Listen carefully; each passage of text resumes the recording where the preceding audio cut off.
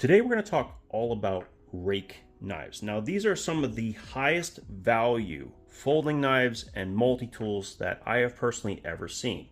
Now recently they did go up a little bit in price, but how do they still fare? Are they worth it? Let's take a look. So before we get too deep into this, I'm going to remove some of the knives that I've covered in the past. The first one is the P801. This is probably the best value rake knife that currently exists, $35, steel frame lock, 14C28N blade steel, deep carry pocket clip. It has all the right features of a good budget knife, as well as two different forms of opening. This thing has been reviewed ad nauseum. I don't think I need to add more. Yeah, it's still good, even at the slightly increased price point of around 35 bucks.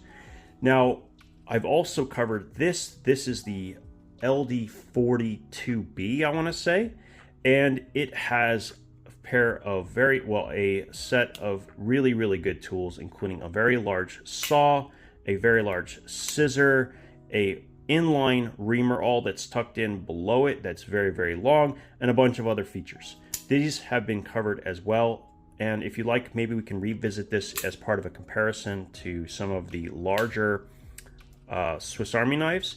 But the fact that it has a 12C27 blade, locking blade with a thumb stud, and a pretty good setup with a pocket clip makes it kind of unique. One of the very few tools that generally can hold a candle to the Swiss Army knife. The only difference is these are quite heavy because they also use steel liners, large springs, steel springs as well. So it's just a heavier, larger tool than most of the Victorinox tools, and the layers are much thicker as well.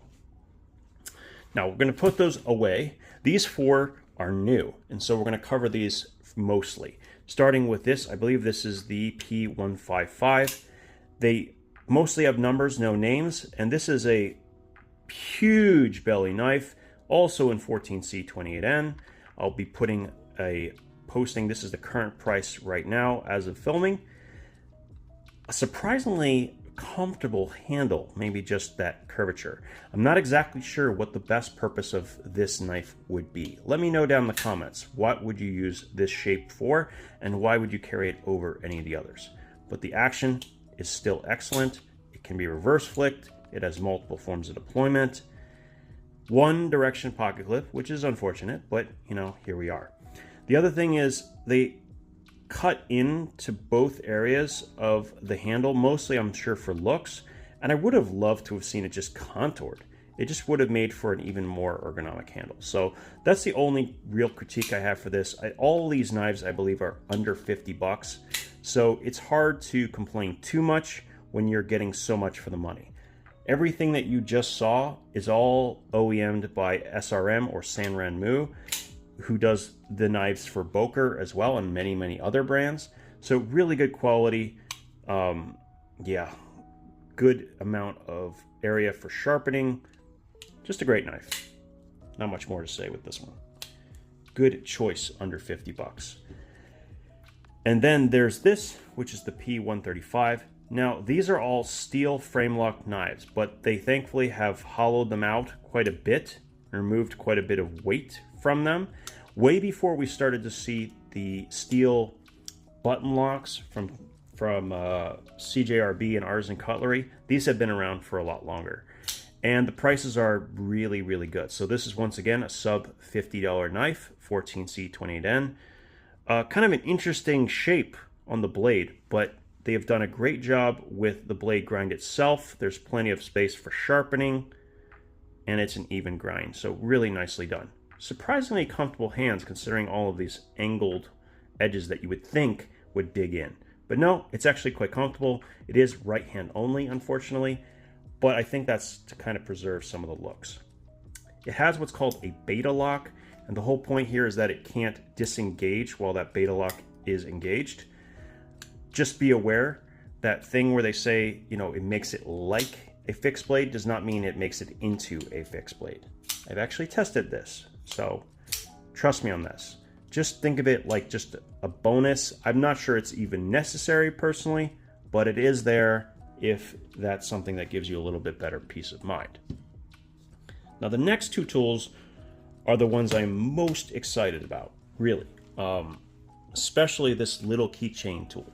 So I have looked at this a number of times. I don't know why I haven't picked one up in the past, but this has a tool set that I really like. And the sizes of these tools is in this kind of cool middle size between the smaller 58mm Victorinox and the larger 91mm. So first you have a 12C27 blade, which is a nice little size as well. More than enough to get anything done that you would need on a day-to-day basis outside of food prep. So solid, it's a slip joint knife. And yeah, what's more to say? Little keychain setup right there. No pocket clip for this one. You then have a pair of scissors. Now, I didn't know how I felt about these scissors.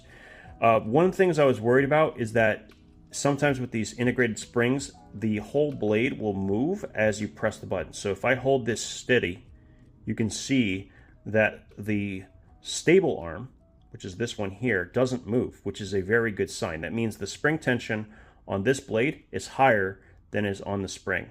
That's good. You don't want it to move on you. That's exactly what we're looking for.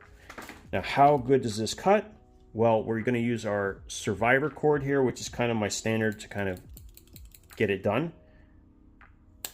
And it does cut very, very clean. Now, I am going to have to press in on this scissor in order for it to do it. If I just press straight down, oh, actually, it's not bad, but you're going to get caught up in it a little bit. You need to actually cause some pressure inwards in order to cut it cleanly. So just keep that in mind. It is a rather thin place to put your thumb, but it has good cutting geometry, nice stiffness on it, and yeah, it's going to work great. I'm actually really impressed with this scissor. It will not have the precision tip that something like a 58mm will. So if you're trying to use the tip for precision cutting, you're not going to have quite the precision, although it's not bad because, like I said, it doesn't shift on you. So could you do it? I mean, kind of. It's okay. It's not great, but not bad either. Still a great consideration. And then the last tool here is kind of a combination tool that they have. It's a flathead, it's a package opener, and a bottle opener. I don't mind anything here. In fact, I think probably my favorite part is this package opener, because not everyone feels comfortable opening those clamshell packaging, you know, in the air. They don't have maybe the easiest of techniques, but the fact that this is here, you can actually just pull cut the whole thing and do it safely, even if you don't have a surface to work on. And I also really like the inline flathead. This is going to be particularly useful as well. I don't dislike anything on this tool. Yeah, it's great. It's definitely going to be in the running for one of the better keychain tools out there, but just like its bigger brothers, all of these are somewhat overbuilt with steel liners and very, very thick implements, G10 scales. That makes for a very comfortable user experience, but they are pretty hefty. So fitting them on a keychain, I don't know. I think you're going to have a harder time carrying this than something like the Alox Mini Champ, which has a lot more aluminum parts that are going to make it lighter. But performance-wise, it's done very, very, very well. Let me know, would you carry this or would you pick something else for a keychain tool? And I think this even comes in heavier than the Micro. Now the last one is the biggest surprise of all for me. I didn't expect much from this fixed blade, but I've been using it quite a bit and enjoying it. It is also in 14C28N, under 50 bucks. I thought the handle would be more uncomfortable, but they have done a phenomenal job with contouring on this. And because of this cutout, I could imagine you could wrap some leather or paracord to make it a much wider handle for prolonged use. I'm not sure I would do that if I'm just doing it for EDC, because the thin profile makes it easier to go in the pocket. And speaking of that, the sheath that they've provided here is actually one of the better ones I've seen come with an inexpensive knife. It clips in very, very well. It engages with the blade, not the scales, which means that you could probably change this out and make your own scales for it if you really wanted to. And this design, this clip design, is actually really quite genius. So you have this little tab here that allows you to rotate it kind of on the fly, and then it locks in place. The clip wraps around your belt, so it's not going to come off. So I personally like a more low profile sheath, so I'd probably do it more scout carry, but it has the ability to do that, and you can use this in an in-pocket orientation as well, using maybe a utility clip from these 2 points.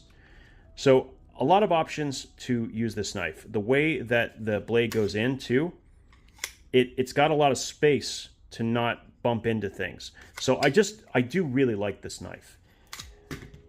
The only thing I'm going to say that to critique it is that instead of the swedge, which looks great, I would much rather not have it and maybe have even a 90-degree spine. I think this is a far more versatile knife than I initially realized. It has the size that I'm looking for. If it was any bigger, it wouldn't be easy to EDC, at least in a pocket. But yeah, it's very good. I will put a link to all of these knives down in the description, but I think this is probably my favorite, especially with the orange handle. I think that kind of lends itself to being something you could throw in a backpack for a day hike or whatever. It's going to be big enough for food prep tasks. It'll work on wood, just not great. It's not really like that type of grind. It doesn't have a Scandi or anything like that, but it does have a really standard kind of flat grind that will work. And it does come to a nice, relatively thin edge, but still has a pretty stout tip. Not much more to say here. I hope I got a chance to cover everything in enough detail. If I missed anything that you'd like me to cover, let me know. But I can vouch for at least these two, which I've been playing with quite a bit. And I've used the 801 to such an extent to know that the heat treatment on these knives is very good with the 14C. They really know what they're doing over there at San Renmu. And just go with the shape that you like the most. I think is what it comes down to. Just keeping in mind that these knives with the steel frame, they are quite heavy. They're very comfortable. At least all the ones I've tried have been very comfortable, but they are going to weigh quite a bit more than the G10 varieties. That's it for today. Everything that we can cover with Ruike.